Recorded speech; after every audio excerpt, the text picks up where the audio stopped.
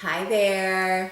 We are on Thursday talking about the 5 love languages from Gary Chapman's book. And again, we have reiterated that he has one for teenagers and one for children. I got this when I had teenagers, so I don't have the one for kids, but am going to buy that because I do have grandchildren that are younger.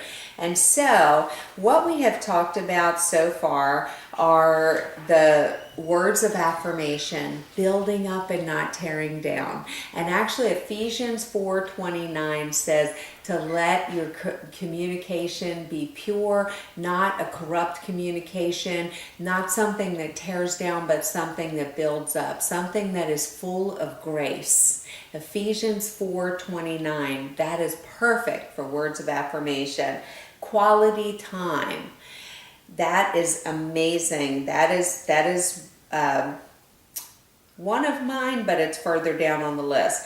Receiving gifts, not mine. It's probably my 5th one on the list. And today we're going to talk about acts of service. That's my number 1 love language. And so I feel that acts of service are not like, oh, I'm here to serve you, I'm a servant. However, that's truly my heart.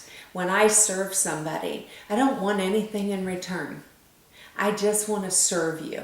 I want to bless you. I want to be there for you. You're hurting. I want to be there for you.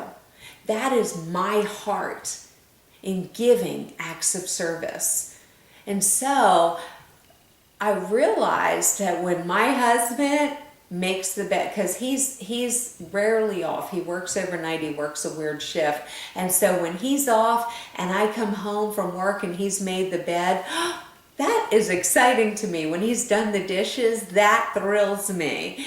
When my kids have cleaned up after themselves and I didn't have to ask them, that's amazing. My grandchildren spend the night and they clean up all their own toys and make their bed in the morning. Wow.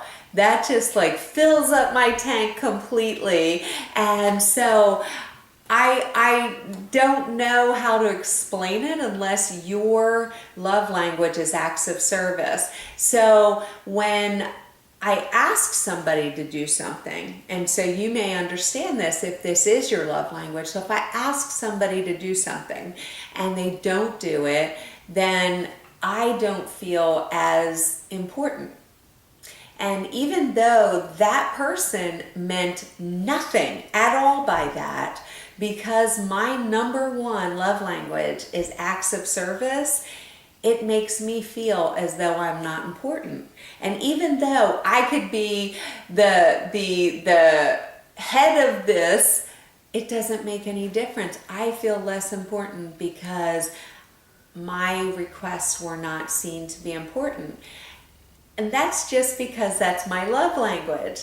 And so if that is your love language, one thing that you may do, because very rarely do both spouses have the same love language, and you will find, I have 3 children here and I have 3 in heaven. I'm sure the 3 in heaven they have an amazing love language with God, but the 3 here have totally different love languages.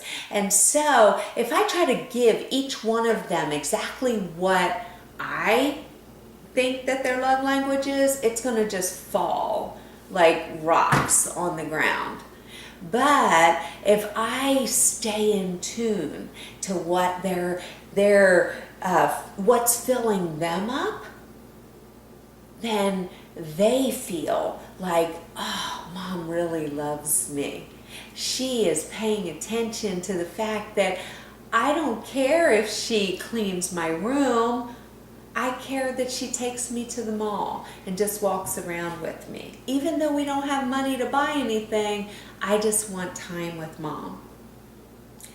I've got my grandchildren. I have 5 grandchildren so far, and each one of them has a different love language. And so when I spend time with Kayla, she doesn't want me to buy her gifts. She is one with words of affirmation. And when I build her up, oh, she is just like, whoo, she's full. Riley wants quality time, and if I can just sit there with Riley all day long and just listen to her read books, that fills up Riley's love tank. If I sit with Landon and read books, that bores him. But if I take him out and buy him something, that fills his love tank. Alyssa spent last Thursday night here with us, and it was just her. And she was so filled up just to have time with us.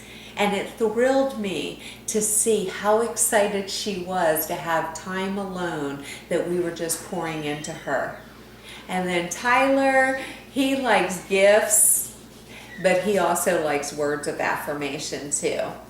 So learn your children, learn your teenagers. It's so important. Learn your spouse. And if you haven't thus far, learn them today. Learn what their love language is so that you can fill up their tank, because that's the most important thing. Know that God is filling up your tank every day. He loves you, and He's not going to leave you empty.